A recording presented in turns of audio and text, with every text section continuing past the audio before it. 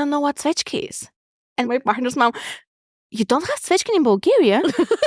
I'm like, I don't know. What is it? And then she shows me this plum. I was like, oh, it's a plum. And she was like, well, it's what the Germans say, though. Like, we don't say Pflaume.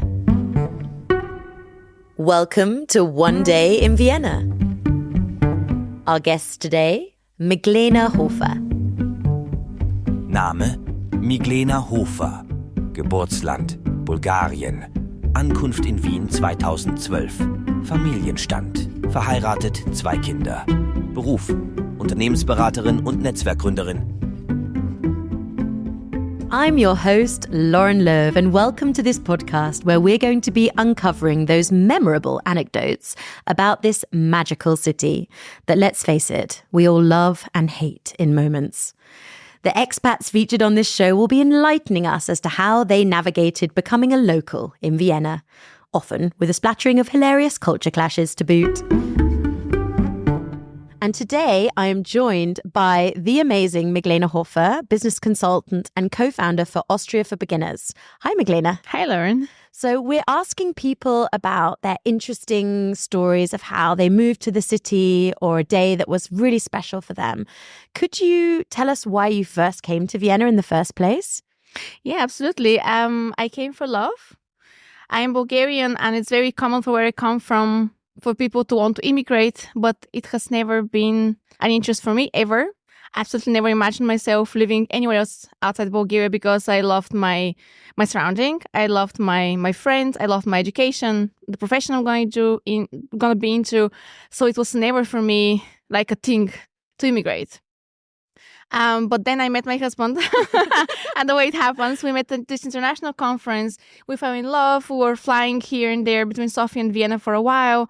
Then he moved to Sofia until I graduate. But the thing is, with our education, we were both lawyers. It's very difficult to change countries. Yeah. And although he speaks pretty good Bulgarian, English as well, but he's Bulgarian. Austrian, your husband, right? Yeah. Okay. He's Viennese. He's Austrian, and they said, okay, let's try it in Vienna. But I never just thought, oh, I'm just going to move. So I always wanted to study international law. So I applied at University of Vienna and I got accepted in this master degree. And I moved in 2012 for love and for the law. International law. Look at us, 2 international women with Hofer and Loeb as surnames. Yes. No, that's lovely. Actually, what I've realised is so many people move to Vienna for love. It's like, it doesn't seem like that when you first come here. Absolutely. But that's really a reason. It is. And what was your transition to Vienna like? Was it difficult for you? Did you have a lot of culture clashes?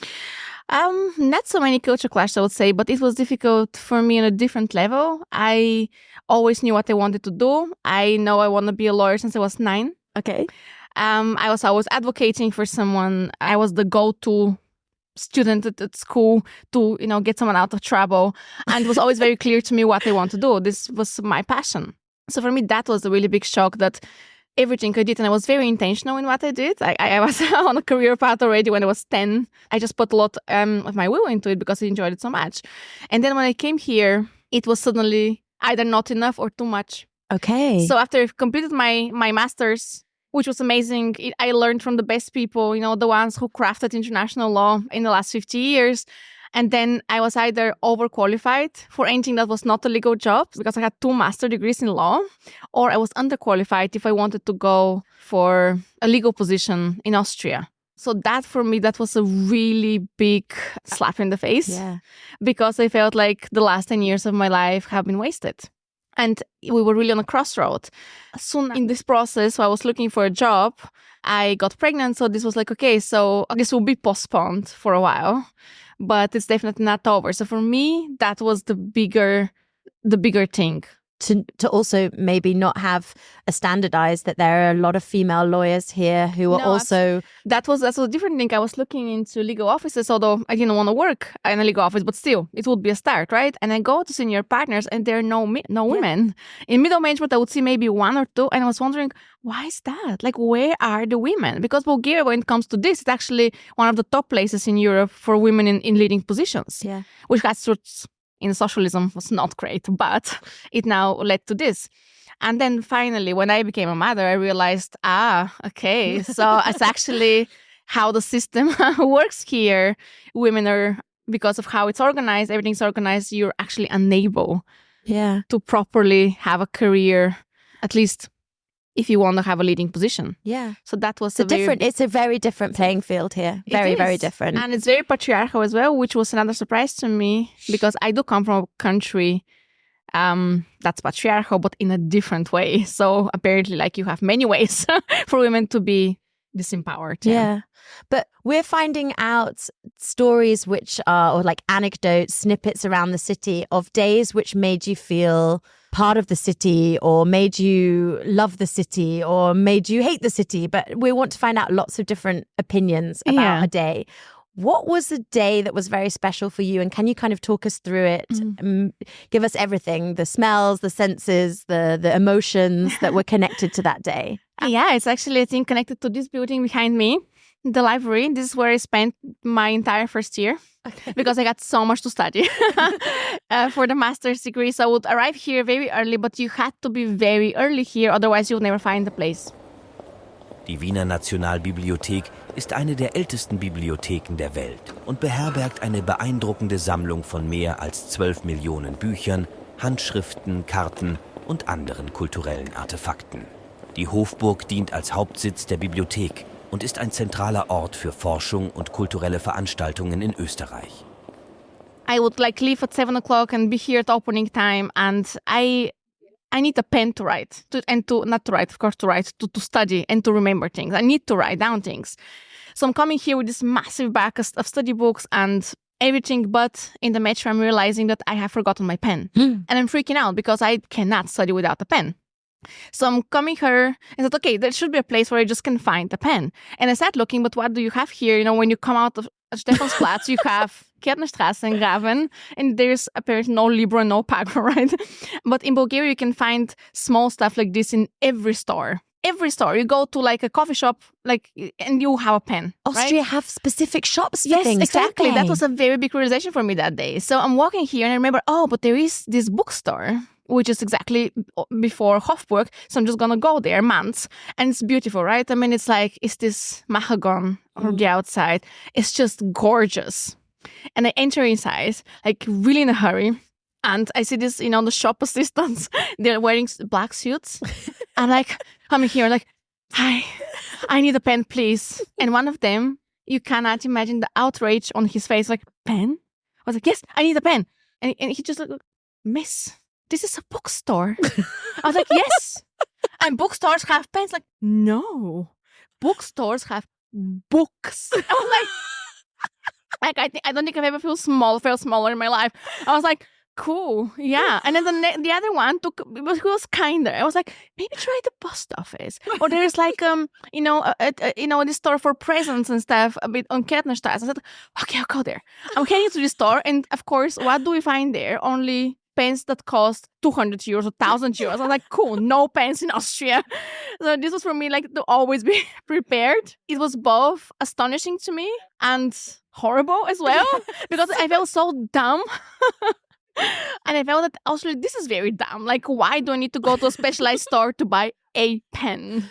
We have more knick-knack shops in England where you can sort of get everything from paracetamol to biros, but not in Austria. No. Very specific what things have in that shop. I love that comment. Or this is a bookstore, madam. He was so outraged. His black suits and everything, in this beautiful interior that has been there for 500 years. And me, going into rush like a student and asking for a pen. So When you first moved here, did you have a bit of a shock? Was it kind of where am I? Or did you have the feeling you had your husband here? Did you move here by bus? Did you move here by plane? How did you get here? It was not so shocking because we spent the previous 2 years flying here and there. So I knew part of it and I was really looking forward to it. As I said, I never wanted to be an immigrant. Yeah. Also because where I come from, and this is the big one of those unfair and just things, people who come from Western Europe or Western countries, they enjoy the title expats. And people who come from where I come from, this part of the world, were always immigrants. And immigrant has such a negative connotation. Yeah. And I never wanted to be like, this cliche view of an immigrant. But I never minded coming to Vienna in particular because Bulgaria has this really long-lasting tradition. Even when Bulgaria was part of the Ottoman Empire, the wealthy Bulgarians will send their children to be educated in Austria, in Vienna. And Austria had They had pens. They had pens. From home. They were bringing from Bulgaria. They were prepared. Yes. They did not go into shops. My parents did not do well. They really failed me when it comes to this. And what's your relationship like with German? Do you speak fluent German? What was your route to integrating into the city with the language? I think I can give a different answer to this question on different days, Yeah. I did graduate the German high school in Bulgaria. I was taught 3 subjects in German. I was one of the best in my class. And then I never touched it. So I graduated and that was it. I never touched it. I stayed in Bulgaria. Didn't go to study to Germany like most of my classmates. And then for 10 years, nothing. So I did have this, but it should be there, right? I'm going to tap into it any moment, any day I like. And actually, it's been quite difficult. First of all, Austrian German is quite different. Yeah, very. Then Viennese is another story. And then I think it just takes a while. It's also, I guess, because in Vienna, you could get by with English. So that is both good and bad. It doesn't really help you speak it, but it does help you feel at home. And do you have any favorite German words that you like to throw into sentences occasionally or you think have interesting meanings? I love the word Zwetschke. Yeah. Die Zwetschge ist eine Obstsorte, die den Pflaumen zugerechnet wird. Sie ist leicht durch ihre längliche Form und violette Farbe zu erkennen. Oft werden Zwetschgen frisch gegessen, aber sie werden auch für die Zubereitung von Kompotten, Marmeladen wie den cremig-fruchtige Povidel und Mehlspeisen verwendet. It was one of my first shocks, if you ask me about shocks. And, yeah, tell us. So I'm arriving, and before we got our apartment, we were living with my boyfriend's then, his parents, and they live in Low Austria, in a beautiful house. And I'm sitting in this garden, I'm wondering, where the hell am I? What's going on here? And then my future mother-in-law comes to me and said, machst du Zwetschgen? And then I look around and I see all the trees and I recognize them. I know the words. I know what the fruits from these trees are called, but I see nothing that possibly can be Zwetschge. Nothing. And I look around, I feel so embarrassed. And I go I don't know what Zwetschge is. And my partner's mom, you don't have Zwetschgen in Bulgaria? I'm I don't know. What is it? And then she shows me this plum. I was oh, it's a plum. And she was well, it's what the Germans say though. We don't say Pflaume. Oh, gotcha. So ever since then, I do Zwetschge is one of my favorite words. I do use the word Termin. I think it's a very convenient word. Termin? Termin. Yeah. In Bulgaria, it's just so much more complicated to say Termin. Yeah, we were talking about this. For some reason. So yeah. I want to get back to your point about difference in words. So there are lots of different words between German and Austrian. So many. This used to make me feel so bad. And then the riddle continues because if you go to Burgenland, they call pineapple Erdbeer und Erdbeer Ananas. They just try to mess with you even further. Yeah. So it's not even just the German words, it's the words within Austria that are just setting you up to fail, in my opinion. No, absolutely. My mother-in-law comes from Burgenland, and I remember this family event where her mother would come to me and just... I was and I looked like this, and I must have looked terrified. And then she switched to Hochdeutsch and told me, it's fine. You need to learn Viennese. When I moved to Vienna from Burgenland, I too needed to learn Viennese. I was oh, yeah, that sounds normal. Sounds like a nice, easy route into the language. Yeah. So we are outside the National Bibliothek, which we've heard your brilliant story about needing a pen. Do you have any other places in the city that you particularly love and that you have a bond with? Yeah, absolutely. I absolutely love Rathaus, the building of Rathaus, particularly in the summer during the film festival. It's one of my absolute favorite things in Vienna. I think nothing really beats this feeling where you're sitting, you're watching an opera or a concert. The Rathaus is somehow more real than the rest of the buildings. And it's night, and it's incredible. Yeah. I always remember this night when I watched Carmina Burana. I was very pregnant with my first baby. And a storm was coming. So you know how Carmina Burana goes like doom, doom, doom, doom. And then the storm was bang, bang, bang. And then I had contractions, so I had to leave. But I mean, like... Prophetic fallacy. Yes. I would just never forget this view. You're sitting in the rat houses above you, and the sky and the moon and the stars. It's my favorite place. I think that's also something which we're realizing now, interviewing people. Sometimes you forget the magic of the city that you're living in. Absolutely. But you just need to look up a lot of the time here or hear people's stories about it, because it's incredible. Like that's it. There's this casual beauty. You go into a side street where there is nothing that you can put on your sightseeing list, but it's gorgeous. It's gorgeous anyway. And do you feel very connected to Vienna as a city now? What are the things that you love about this city? I do. I always, when someone asks me, like, do you like living in Austria? I was like, no, but I love living in Vienna. Like, I can't say much about Austria, you know? I still feel like a tourist when it comes to Austria. But Vienna, I absolutely love. I love the diversity. I love, and this is probably also me and my work, because I work with international community, but I meet such interesting people all the time. I love how this beautiful city becomes just a regular landscape for us. Like I still rush to pick up my kids, and I still rush to work, and we're doing that all in front of a pretty epic backdrop. Exactly. And it's just so casual. I remember this one New Year's Eve where we went to a party in one of the palaces, and you had all the portraits. I'm like, how is this allowed? Like, how are we allowed to party here? So I love this about Vienna. What about this contradiction? One of my favorite things about Vienna is actually the old Viennese people.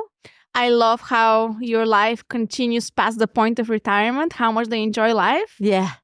They can also get around the city so much, yes. You know? The accessibility. Like, that's also the accessibility. Yes. I think that really changes the old people's perspective. Yeah. They've got something to say in the city. They're not just staying at home. No, definitely not. No.